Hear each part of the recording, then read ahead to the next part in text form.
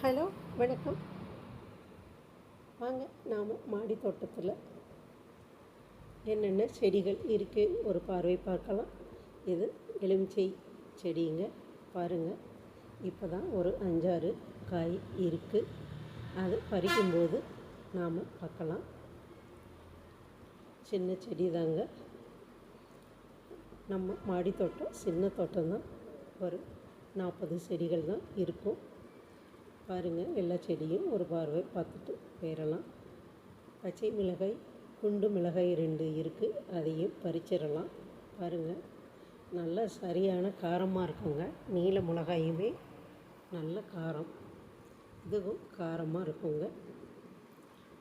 வெள்ளரிக்காய் 2 சின்ன வெள்ளரிக்காய் கிடக்குங்க, அதையும் பார்க்கலாம். அது பறிக்கும்போது நான் வீடியோ போடுறேன். பாருங்கள், இப்போ தான் குட்டியாக முளைச்சிருக்குது.